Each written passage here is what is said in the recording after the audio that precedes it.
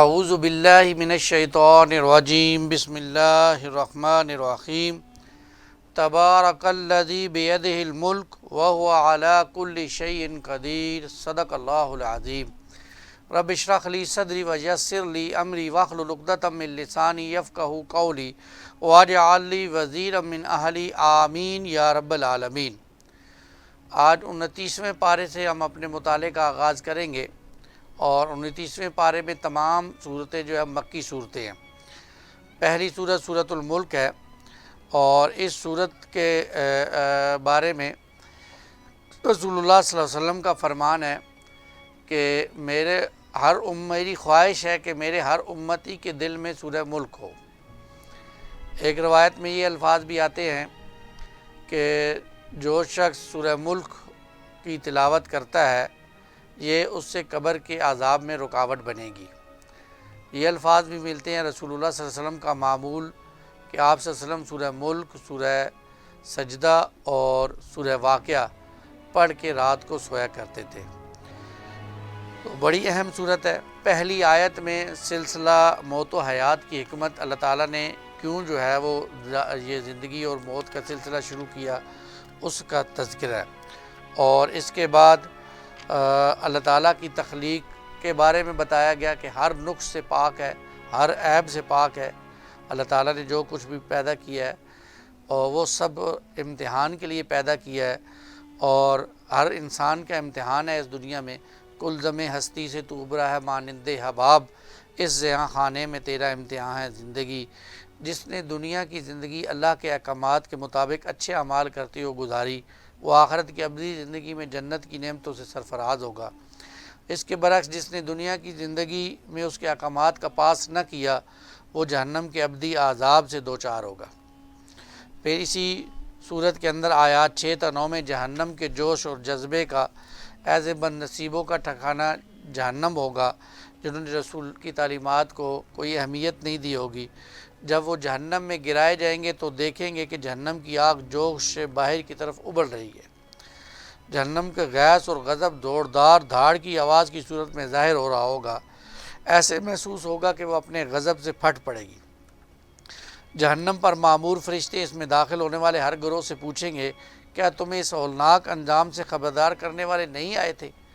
بد نصیب جہنمی اعتراف کریں گے کہ ہمارے پاس خبردار کرنے والے آئے تھے لیکن ہم نے انہیں جھٹلا دیا۔ اس کے بعد اللہ تعالیٰ کی قدرت اور رحمت کا بہت بڑا مظہر زمین کا تذکرہ ہے، اور اس کے اوپر اللہ تعالیٰ نے جو راستے بنائے، اس کے اندر جو رزق پیدا کیا، وہ سب اللہ تعالیٰ نے اپنی رحمت اور اللہ تعالیٰ کی قدرت اور رحمت کا مظہر ہے۔ آیت نمبر 19 میں بتایا گیا کہ اللہ تعالیٰ ہی ہر چیز کا نگہبان اور وہی جو ہے انسان کا خالق ہے۔ آیت نمبر 22 میں بتایا گیا کہ انسان وہی ہے جس کا کوئی مقصد زندگی ہو، یعنی اس آیت میں ایسے شخص کو جانور سے تشبیہ دی گئی جس کے سامنے کوئی مقصد زندگی نہیں ہے، وہ جانوروں کی طرح سیر جھکائے پیٹ بھرنے کی اشیاء کی تلاش ہی میں لگا ہوا ہے، زندگی کے دن پورے کر رہا ہے۔ انسان اور جانور میں بنیادی فرق ہی مقصد زندگی کا ہے۔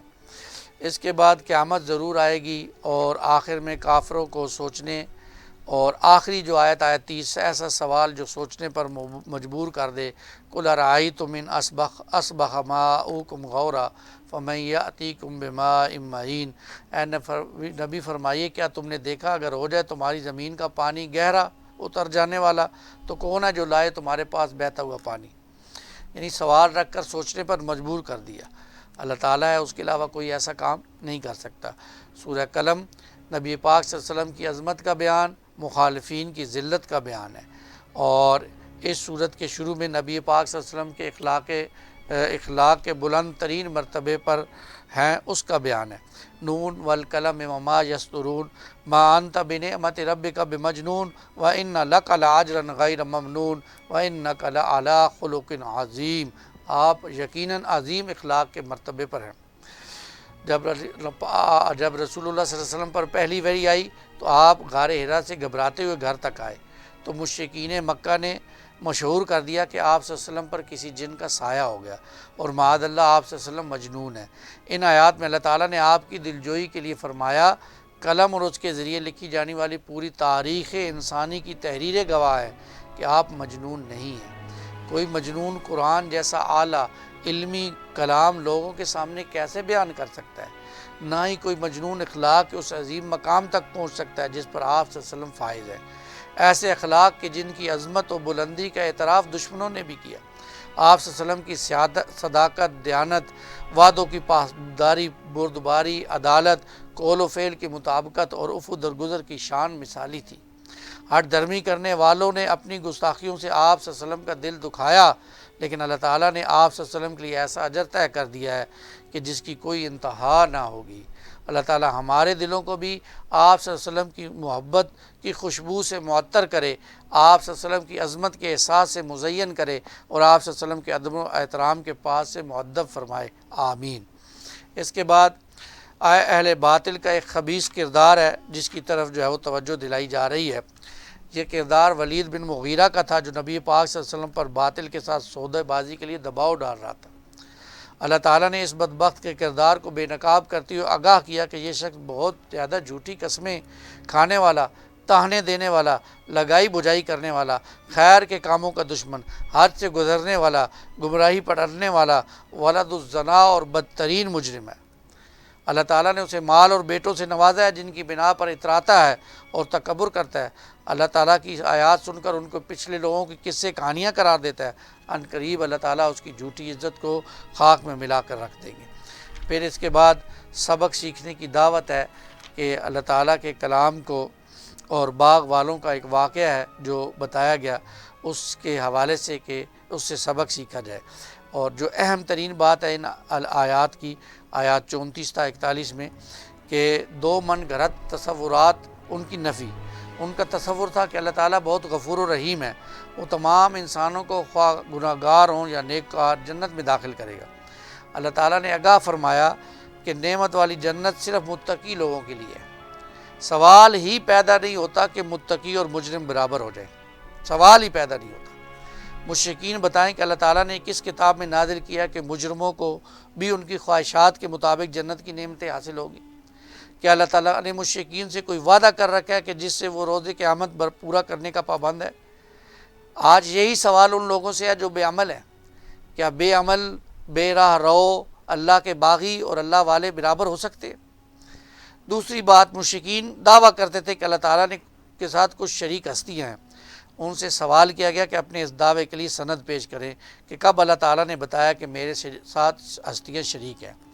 اللہ تعالیٰ ہمیں ان خود ساختہ اور من گھڑت عقائد سے محفوظ رکھے۔ پھر اسی صورت میں جان بوجھ کر نماز چھوڑنے والوں کی ذلت کا بیان ہے کہ روز قیامت اللہ تعالیٰ کی خاص تجلی کا ظہور ہوگا۔ اس وقت تمام انسانوں کو اللہ تعالیٰ کے سامنے سجدہ کرنے کی دعوت دی جائے گی۔ کچھ بد نصیب یہ سعادت حاصل کرنے سے محروم ہوں گے، شرم کے مارے ان کی نگاہیں جھکی ہوں گی اور چہروں پر ذلت چھائی ہوگی۔ ان کا جرم یہ تھا کہ انہیں دنیا میں نماز کی طرف بلایا جاتا تھا تو وہ صحیح سالم ہونے کے باوجود نماز ادا نہیں کرتے تھے۔ اللہ تعالیٰ مجھے اور آپ کو 5 وقت نماز ادا کرنے کی توفیق عطا فرمائے۔ سورہ حاقہ، اس سورہ مبارکہ کے آخرت کے احوال اور اس یقینی حقیقت کو جھٹلانے والوں کے عبرتناک انجام کو اللہ تعالیٰ نے بڑے مؤثر انداز میں بیان کیا ہے۔ سب سے پہلے قوم سود، پھر قوم عاد، پھر آل فرعون، قوم لوط اور قوم نوح پر عذاب کا تذکرہ ہے۔ پھر اللہ تعالیٰ نے آیات 13 تا 18 میں قیامت کا تذکرہ کھینچا ہے۔ پھر آیات 19 تا 24 میں نیک انسانوں کے حسین انجام کا تذکرہ ہے، اور جن کو اعمال نامہ ان کے دائیں ہاتھ میں دیا جائے گا اور خوشی سے وہ دوسروں کو دکھاتے پھریں گے۔ اب وہ جنت میں بڑے اطمینان کے ساتھ داخل ہو جائیں گے کیونکہ دنیا میں انہوں نے رب کی رضا کے مطابق زندگی بسر کی ہوگی۔ اگلی آیات میں مجرم قیامت کے دن چیخ و پکار کر رہے ہوں گے، اس کا تذکرہ ہے۔ ان کا نامہ اعمال ان کے بائیں ہاتھ میں ملے گا۔ نامہ اعمال ملتے ہی مجرم فریاد اور نالہ کرنا شروع کر دیں گے، ہائے کاش مجھے اعمال نامہ نہ دیا گیا ہوتا، میرے سیاہ اعمال میرے سامنے نہ آئے ہوتے، میں یوں رسوا نہ ہوتا، کاش میری موت نے مجھے ختم کر دیا ہوتا، میرا مال میرے کچھ کام نہ آیا، دنیا میں جس اختیار کے بل بوتے پہ میں اکڑتا تھا وہ ختم ہو گیا، اب میں ایک بے بس اور لاچار بندے کی حیثیت سے کر رہا ہوں جو اپنے دفاع کے لیے کچھ نہیں کر سکتا۔ اللہ تعالیٰ ہمیں ایسی رسوائی سے محفوظ رکھے۔ آج وہ لوگ جو یہ سمجھتے ہیں کہ وہ آخرت میں ان کے ساتھ بالکل ویسا ہی ہوگا جیسے دنیا میں ان کو دیا جا رہا ہے۔ انہیں سوچنا چاہیے، قرآن کی ان آیات پر غور کرنا چاہیے، پھر برے انسان کا انجام، پھر قرآن کی عظمت کا بیان، اللہ کے کلام کا بیان اس میں پرزور طریقے سے بیان کیا۔ پھر سورہ معارج اچھے اور برے کردار کی وضاحت کی گئی، برے لوگوں پر عذاب آخرت کا بیان، کافروں کے لیے نبی پاک صلی اللہ علیہ وسلم کی بد دعا کا بیان، اور انسان کی بے بسی کا بیان کہ انسان کہے گا کہ میرے سب لوگوں کو، میرے پیاروں کو، میرے اپنوں کو جہنم میں جھونک دو، مجھے بچا لو۔ یہ قیامت کی ہولناکی جسے میں اور آج آپ نہیں سمجھ رہے کہ قیامت والے دن اللہ کہے گا اللہ میرے بیوی کو پھینک دے، اور جو ہے میرے بچوں کو پھینک دے، میرے والدین کو پھینک دے، میرے خاندان کو پھینک دے، مجھے بچا لے میرے اللہ، مجھے بچا لے۔ لیکن قرآن کہتا ہے آیات 15 تا 18 میں مجرم جہنم سے بچ نہیں پائیں گے، مجرم جہنم کے اندر جائیں گے اور بھڑکتی ہوئی آگ کا حصہ بنیں گے۔ البتہ اللہ کی نگاہ میں پسندیدہ کردار کون سا ہوگا، وہ اس کا تذکرہ ہے، اس کے کچھ وصف ہیں محبوب بندوں کے، وہ بیان کر دیے۔ باقاعدگی سے 5 وقتہ نماز ادا کرتے ہوں، ہر نماز میں ہر وقت ان کی توجہ نماز ہی کی طرف ہوتی ہو، اپنی کمائی کا ایک متعین حصہ مستحقین لوگوں کی مدد کے لیے خرچ کرتے ہو، اپنے طرز عمل سے یہ ثبوت پیش کرتے ہیں کہ انہیں اللہ تعالیٰ کے ہاں جواب دہی کا احساس ہے، اور اسی احساس پہ وہ لرزاں اور ترساں ہیں۔ جنسی اعتبار سے ایک پاکیزہ زندگی نکاح کے اندر وہ زندگی بسر کرتے ہیں، اپنی امانتوں کی پاسداری کرتے ہیں، اپنے وعدوں کو پورا کرتے ہیں، گواہی کو چھپاتے نہیں ہیں اور نہ اس میں کمی بیشی کرتے ہیں، اپنی نمازوں کی حفاظت کرتے ہیں، یعنی انہیں پورے آداب اور پوری پابندی کے ساتھ مسجد میں ادا کرتے ہیں۔ اللہ مجھے اور آپ کو بھی یہ وصف اپنے اندر پیدا کرنے کی توفیق عطا فرمائے۔ اس کے بعد سورہ نوح، اس صورت کے اندر نوح علیہ السلام کی دعوت اور فریاد ہے۔ انہوں نے قوم کے سامنے دعوت پیش کی، مخالفین نے رد عمل جو پیش کیا اس کا تذکرہ ہے، اور پھر آخر میں انہوں نے ان کے حق میں بد دعا کی، اس کا تذکرہ ہے۔ سیدنا نوح علیہ السلام نے دعوت کی انتہا کر دی، وہ صبح کو، وہ رات کو، وہ دن کو، کوئی وقت نہیں چھوڑتے تھے جس میں انہوں نے قوم کو دعوت نہ دی۔ لیکن قوم کیا کرتی تھی؟ قوم ان کی دعوت سن کے کانوں میں انگلیاں ٹھونس لیتی تھی، چہرے پہ کپڑا کر لیتی تھی۔ قوم سے کہا نوح علیہ السلام نے اللہ سے استغفار کرو، اللہ تمہیں بشارتیں سنائے گا، اللہ تمہارے گناہ معاف کر دے گا، وہ تم پر رحمتوں کی بارش کرے گا، تمہیں مالی اعتبار سے خوشحالی عطا فرمائے گا، تمہیں اولاد کی نعمت دے گا، باغات اور پھلوں سے نوازے گا۔ لیکن قوم نے ایک نہ سنی، تو پھر دکھی دل سے صدا نکلی، اللہ تعالیٰ نے نوح علیہ السلام کی بد دعا کو قبول کیا اور قوم کو غرق کر دیا۔ اس کے بعد سورہ جن، اس سورہ مبارکہ میں جنات کی اپنے ہم جنسوں کے لیے ایمان افروز دعوت۔ یہ لوگ ایک جماعت رسول اللہ صلی اللہ علیہ وسلم کی زبان سے قرآن مجید سنا، ایمان لے آئی، اور پھر اپنی قوم جنات میں جا کر دعوت دینا شروع کر دی۔ اس پر ہمیں بھی سوچنا چاہیے کہ جنات قرآن سنیں اور فوراً ایمان لے آئیں اور دعوت دینا شروع کر دیں، اور میں اور آپ قرآن سنیں اور ہمارے اندر کوئی حرکت نہ پیدا ہو۔ اللہ ہمیں سوچنے سمجھنے کی توفیق عطا فرمائے۔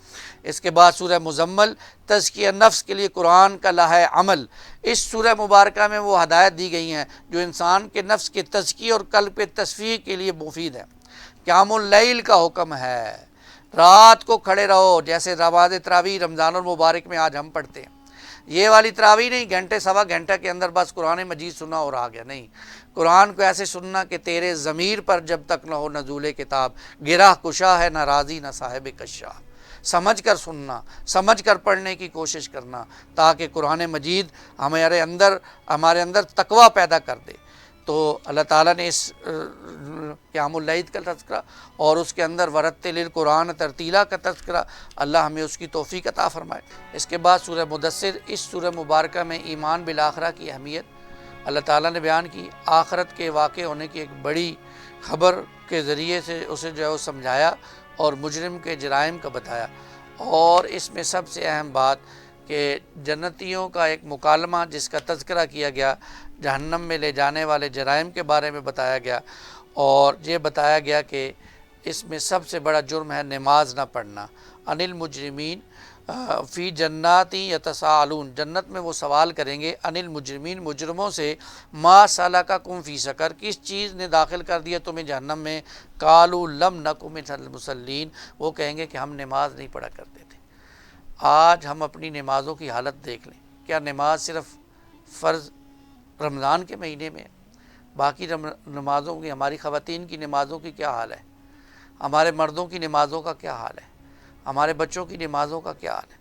تو وہ جہنمی لوگ کہیں گے کہ قالوا لم نک من المصلین، یہ اللہ کا قرآن کہہ رہا ہے کہ ہم نماز نہ پڑھتے تھے، اس نماز نہ پڑھنے کی بنیاد پر اللہ تعالیٰ نے ہمیں جہنم میں ڈال دیا۔ اس کے بعد سورہ قیامہ، اس کے اندر قیامت کے مختلف انداز اور قیامت کی ہولناکیاں اور قیامت کے حوالے سے انکار کرنے والوں کا تذکرہ اللہ تعالیٰ نے اس کو بیان کیا۔ اس کے بعد سورۃ الانسان، سورۃ الدہر، ناشکری اور شکر گزاری کا نتیجہ۔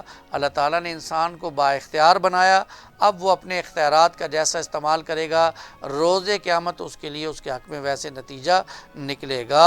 اور یہ اللہ تعالیٰ نے پہلے بھی ہم پڑھ چکے کہ اللہ تعالیٰ کبھی بھی جو ہے وہ نافرمانوں اور فرمانبرداروں کو برابر نہیں کریں گے۔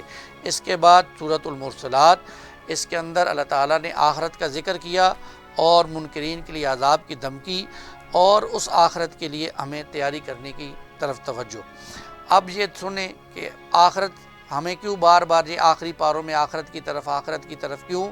کہ میری اور آپ کی زندگی بہت تھوڑی زندگی ہے، میں نے اور آپ نے مرنا ہے، اللہ کے حضور پیش ہونا ہے، اس آخرت کی تیاری اور وہ اپنے جن کی خاطر آج ہم بہت کچھ محنت کر رہے ہیں، یہ اپنے اللہ کی قسم ہے جب میں اور آپ مر جائیں گے تو ان کی کوشش ہوگی کہ جلدی سے اس کو قبر کے حوالے کرو اور گھر سے اس کو اٹھاؤ کہیں بدبو نہ پھیل جائے، اور پھر شاید ہی کوئی ہماری قبر پر فاتحہ کے لیے آئے۔